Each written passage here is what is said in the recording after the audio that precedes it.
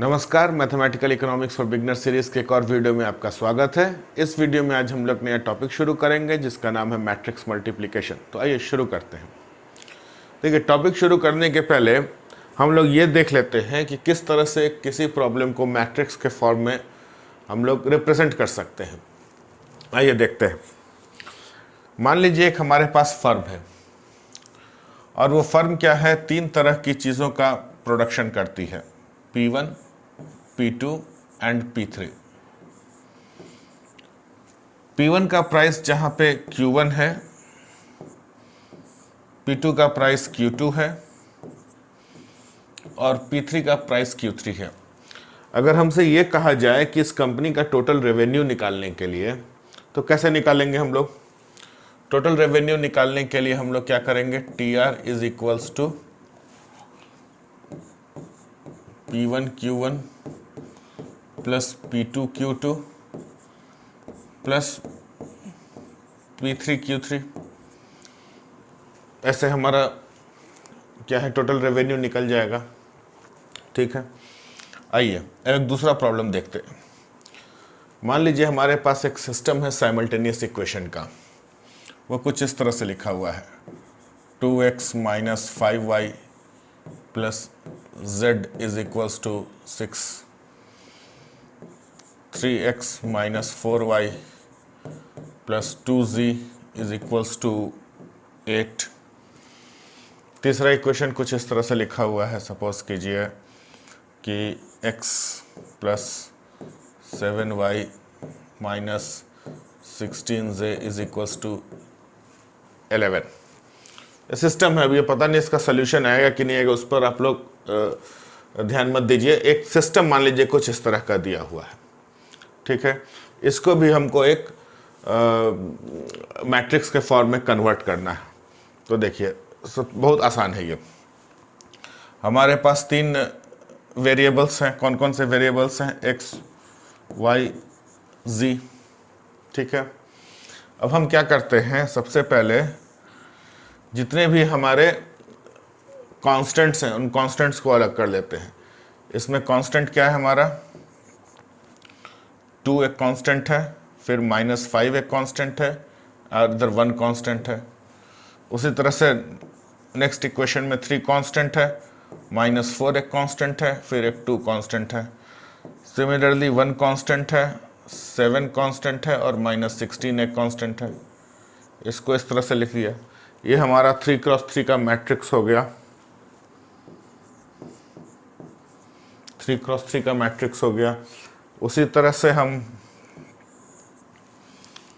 इसको इस तरह से लिख लें।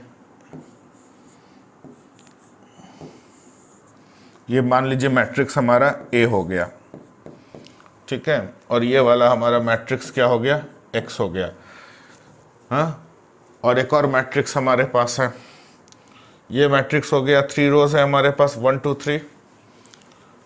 रो number 1, row number 2, row number 3, 3 rows हैं एंड ओनली 1 कॉलम।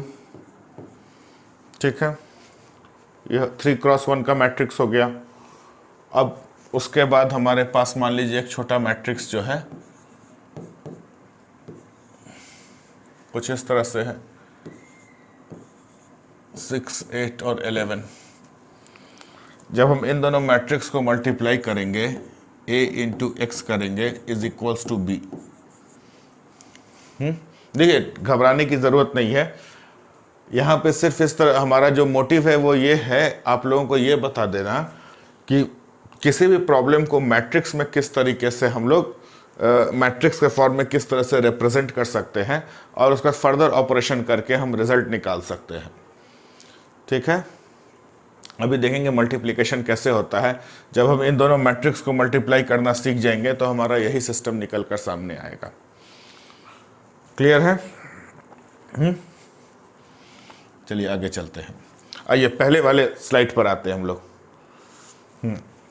यहाँ पे क्या था कि हमारे पास एक प्रॉब्लम दी हुई थी। प्रॉब्लम में क्या कहता था कि एक कंपनी है जो 3 तरह के प्रोडक्ट्स का प्रोडक्शन कर रही है। हर प्रोडक्ट की एक अलग अलग प्राइस है। P1 की प्राइस Q1, P2 की प्राइस Q2, P3 की प्राइस Q3। हमारे को क्या निकालना है, टोटल रेवेन्यू निकालना है, तो सारे को मल्टीप्लाई करके ऐड कर दिया तो हमारा टोटल रेवेन्यू निकाल दिया।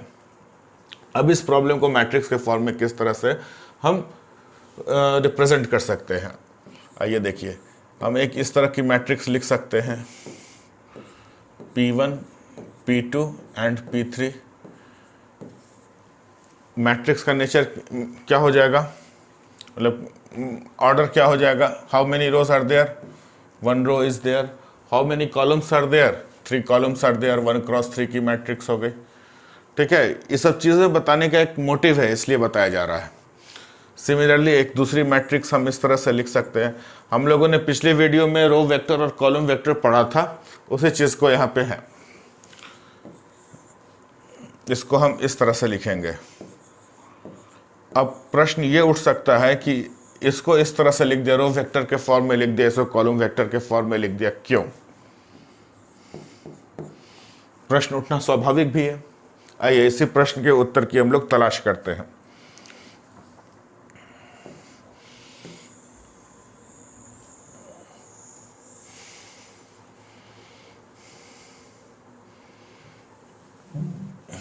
चलिए,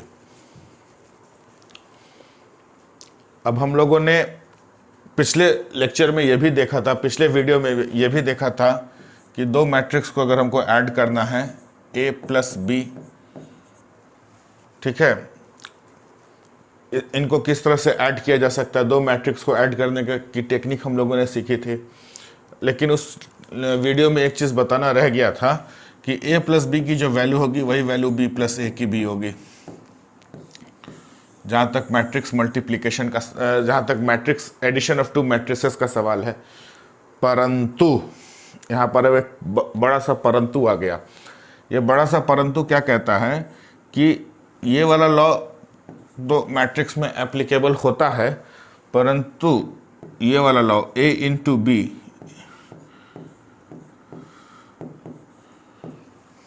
ये लागू नहीं होगा।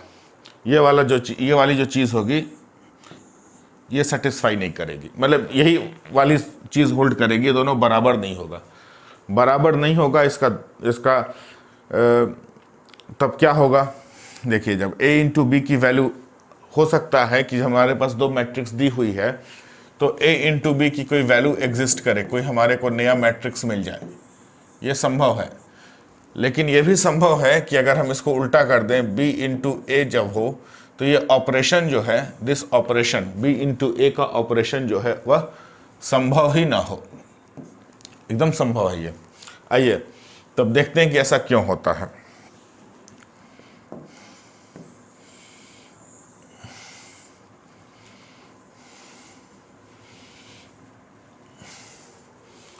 अब देखिए, अब इन दोनों मैट्रिक्स को ध्यान से देखिएगा।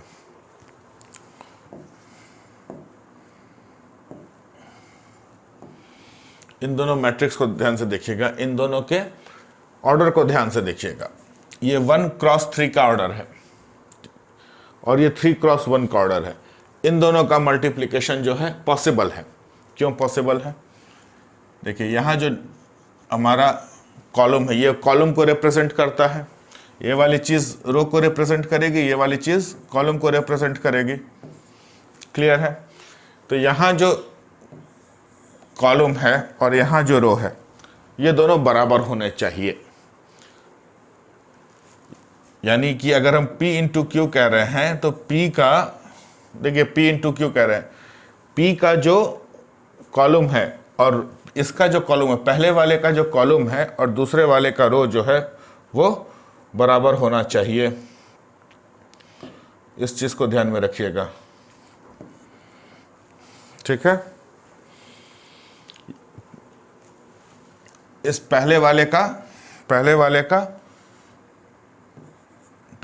का कॉलम दूसरे वाले का रो बराबर होना चाहिए, तभी मल्टीप्लिकेशन ऑफ मैट्रिक्स पॉसिबल है, अन्यथा यह पॉसिबल नहीं है। अब देखिए, अब ये देखते हैं B इंटू A। मान लीजिए इसी को पलट दिया हमने, तो इसका जो कॉलम है इसके रो के बराबर होना चाहिए। संयोग से यहाँ बराबर है, यहाँ पर बराबर है इसलिए हो जाएगा। लेकिन मान लीजिए 3 क्रॉस 2 का अगर मैट्रिक्स है और दूसरा मैट्रिक्स जो है वो 2x3 की का है, तो इन दोनों का तो मल्टीप्लिकेशन पॉसिबल है, यहाँ भी पॉसिबल है। इसको मान लीजिए हम इसको 2x4 कर देते हैं, 2x4 कर दिए, तो ऐसी स्थिति में पॉसिबल नहीं है, एग्जिस्ट ही नहीं करेगा। देखिए इन दोनों का मल्टीप्लिकेशन तो हो जाएगा, ये दोनों बराबर है, लेकिन अगर इसको पलट देंगे तो उसके बाद हम 4 और 3 का कंपैरिजन करेंगे।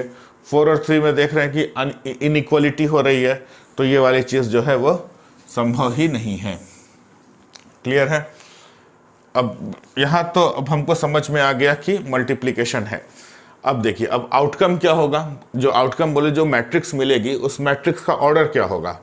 उस मैट्रिक्स का ऑर्डर ये वाला, जो बची हुई चीज़ है ना, जो बची हुई चीज़ है ये वाली चीज़ जो है और ये वाली चीज़ है, जो आउटकम होगा 1x1 का मैट्रिक्स होगा, और 1x1 का मैट्रिक्स क्या होगा, ये वाली चीज़ होगी इस केस में।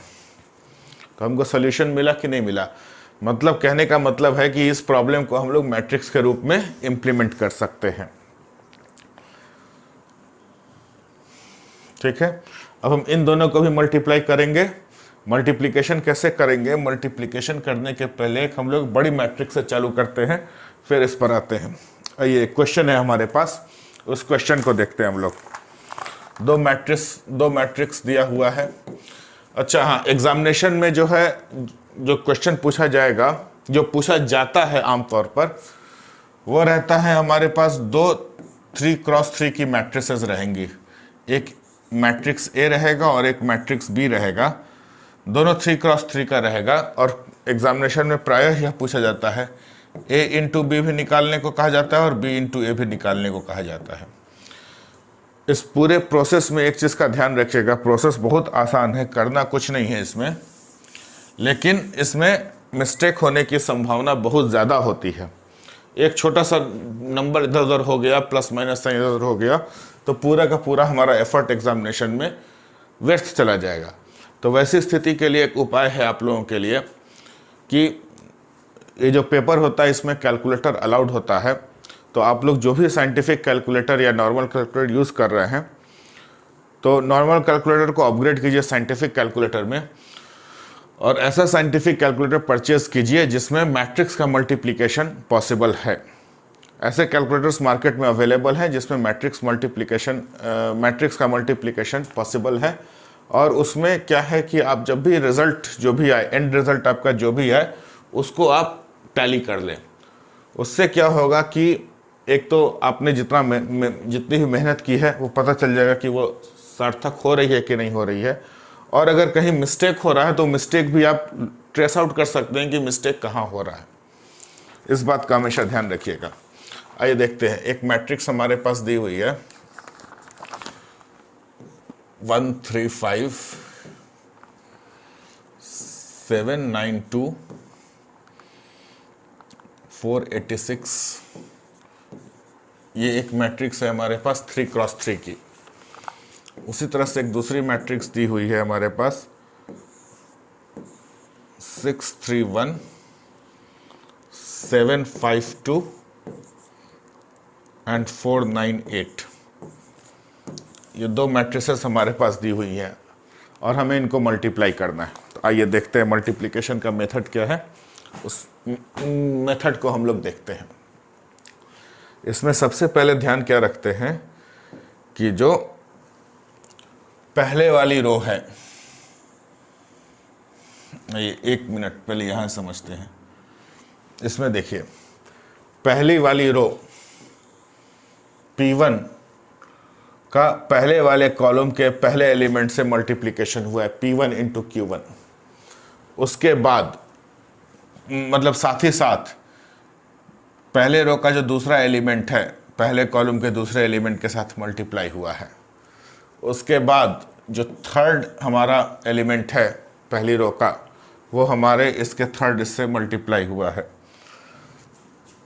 वही कुछ हम यहाँ भी करते हैं। आइए देखते हैं। मान लिया कि A एंड B, देखिए पहली चीज़ तो हम ये टेस्ट करेंगे कि मल्टीप्लिकेशन पॉसिबल है कि नहीं पॉसिबल है।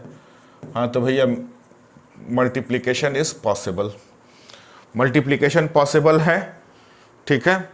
तो हमारा जो रिजल्टेंट मैट्रिक्स आएगा वो किस ऑर्डर का होगा, तो वो इस ऑर्डर का होगा, वो इस ऑर्डर का होगा। तो चलिए एक मान लीजिए हम एक नया मैट्रिक्स बना लिया C, ठीक है।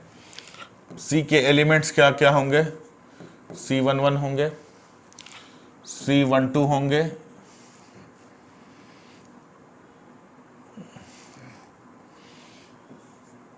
C12 होंगे, C13 होंगे, उसी तरह से C21 होंगे, C22 होंगे, C23 होंगे, 31, 32, कुछ ऐसा ही मैट्रिक्स हमारे पास आएगा। हमको अब इन सब की C11, 12, 13 इन सब की वैल्यूज़ हमको मालूम करनी है। आइए इनकी वैल्यूज़ कैसे मालूम करते हैं। ये जो टेक्निक बताई जा रही है, ये टेक्निक इसलिए बताई जा रही है कि आप लोग अगर एग्जामिनेशन में भी इस टेक्निक को फॉलो करेंगे तो गलती होने की चांसेस बहुत कम होती हैं।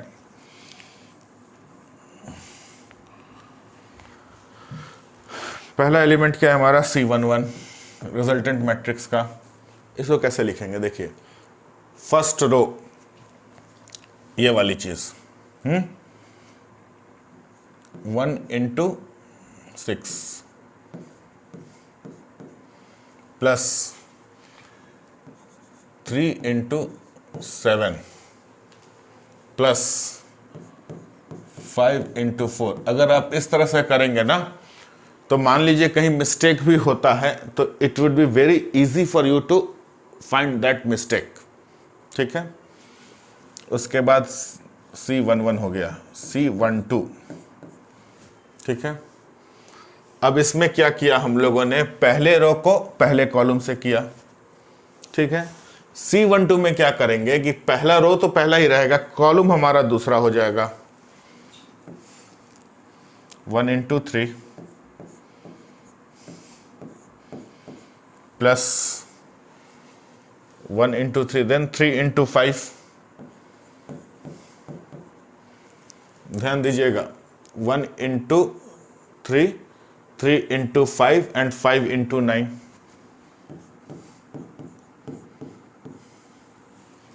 ठीक है।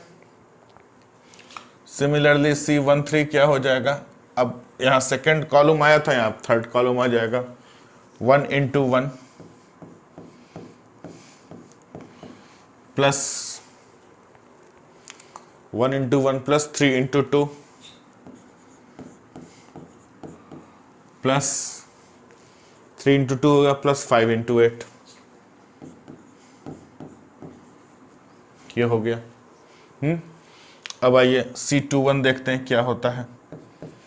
C21 क्या होगा, यहां पर हम लोगों ने फर्स्ट कॉलम देख लिया है, फर्स्ट रो देख लिया है। अब यहां पर वही सारे ऑपरेशंस हम सेकेंड रो के साथ चालू करेंगे। 7 × 6, ठीक है। 7 × 6 हुआ, उसके बाद 9 × 7 हो जाएगा।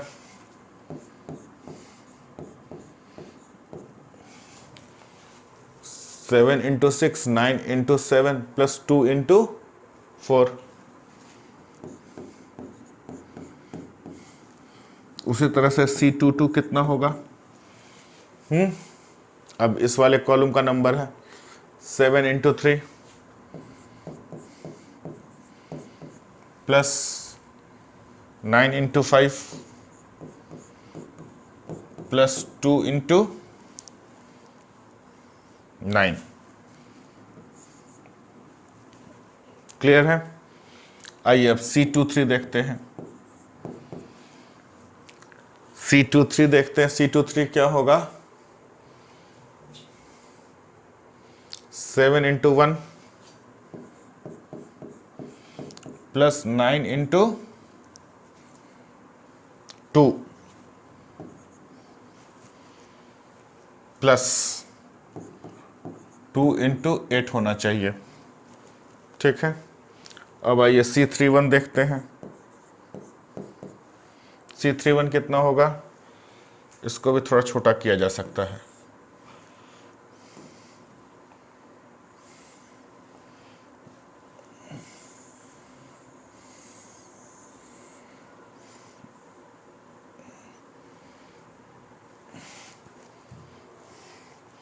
C31 कितना हो जाएगा?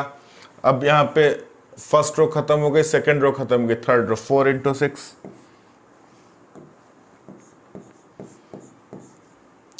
Plus 8 into 7 plus 6 into 4। Similarly C32 कितना होगा?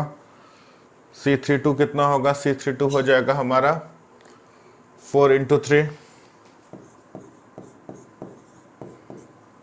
Plus 8 into 5 plus 6 into 9। ठीक है। सिमिलरली C33 कितना हो जाएगा? C33 हो जाएगा 4 into 1 plus 8 into 9 plus 6 into 8। इन सबको कैलकुलेट किया जाए।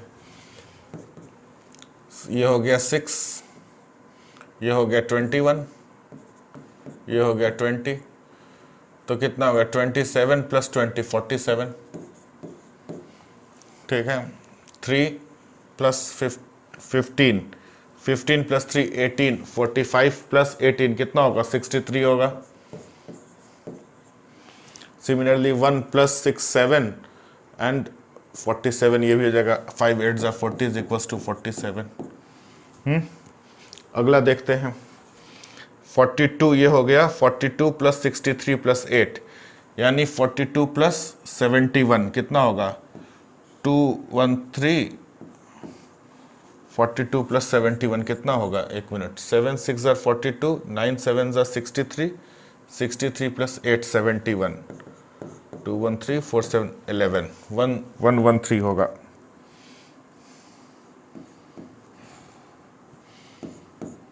वन 113 हो गया। ठीक है। 7 3 जा 21, 7 3 जा 21 प्लस 45,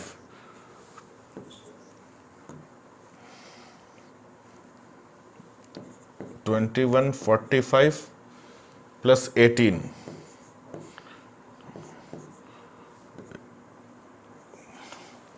कैलकुलेशन सही है। 156 प्लस 8 14, कैरी गया 1 1 plus 2 3 plus 4 plus 3 plus 4 7 plus 1 84 सही है। ठीक है। सिमिलरली 7 1 जा 7, 9 2 जा 18, 18 प्लस 7 25 प्लस 16 41, 7 प्लस 18 25 प्लस 16 41। ठीक है। आइए इधर देखते हैं हम लोग कितना था ये। 6 into 4 into 6 7 6 into 4 24 plus 56 56 plus 24 कितना होगा? 90 होना चाहिए, 80 होना चाहिए, 80 होना चाहिए। ठीक है। 80 प्लस 24 104। आइए इधर देखते हैं 12 40 52 52 प्लस 54 कितना होगा? 106 106। लास्ट वाला क्या है? 4 इंटू 4 72 प्लस 4 76, 76 प्लस 48, 76 प्लस 48 14 1 7 8 4 12 124। ठीक है। तो हमारी जो मैट्रिक्स बनेगी, जो रिजल्ट आएगा वो कुछ इस तरह से बनेगा।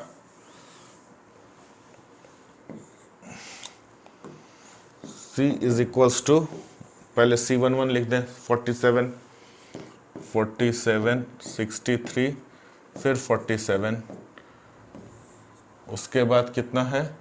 113 113 84 41 और 104 106 124।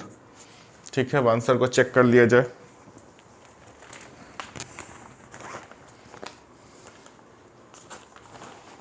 कुछ गड़बड़ हुआ है भाई। चलिए देखते हैं। 113 84 41 104 106 104 सही है। 10 ये वाला लास्ट वाला आइटम में गड़बड़ है हमारा। 47, 63, 47, 113, 84, 41, 104, 106। लास्ट वाले आइटम में कुछ गड़बड़ है, ये देखते हैं।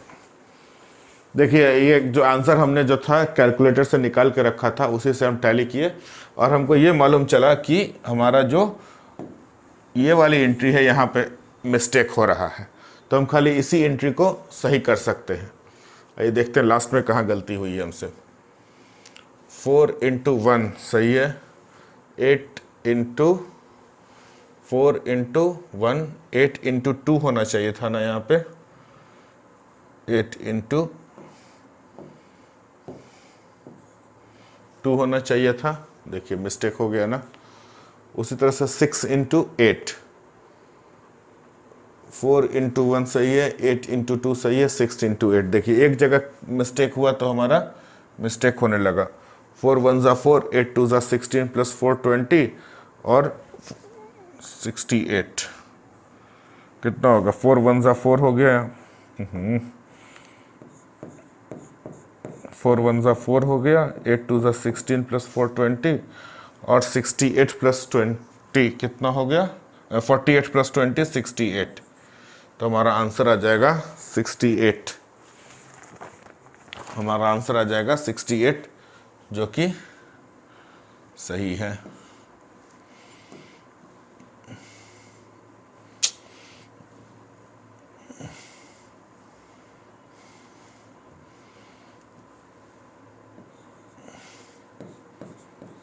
$47, 41 एंड 68 ये हमारा रिजल्ट निकल के सामने आ जाएगा। देखिए मिस्टेक इसमें होने की संभावना बहुत ज़्यादा रहती है, लेकिन पूरा प्रोसेस तो बहुत आसान है। इसलिए आप लोगों को सलाह दी जा रही है कि इस क्वेश्चन को जितना प्रैक्टिस हो सकता है उतना प्रैक्टिस करें। गलतियां तो होंगी लेकिन घबराने का नहीं है। गलतियां सबसे होती हैं, लेकिन उन गलतियों को मिटिगेट करने का एक हमारे पास ज़रिया है। उस टूल का थोड़ा स्मार्टली इस्तेमाल करें। जिनके पास कैलकुलेटर नहीं है वो लोग कैलकुलेटर मार्केट से परचेज़ कर सकते हैं। परचेज़ करके अपने इस तरह के प्रॉब्लम्स को इजीली टैकल किया जा सकता है। तो आज की इस वीडियो में बस इतना ही। उम्मीद करते हैं वीडियो आप लोगों को पसंद आया होगा। अगले वीडियो में हम लोग इन्वर्स ऑफ ए मैट्रिक्स निकालना सीखेंगे। वीडियो आपको कैसा लगा हमें कमेंट सेक्शन में ज़रूर बताइएगा। यदि अच्छा लगा हो तो अपने दोस्तों को अधिक से अधिक मात्रा में शेयर करें ताकि उन्हें भी इस तरह के वीडियोस का लाभ मिल सके। मिलते हैं अगले वीडियो में नए टॉपिक के साथ। तब तक के लिए जय हिंद।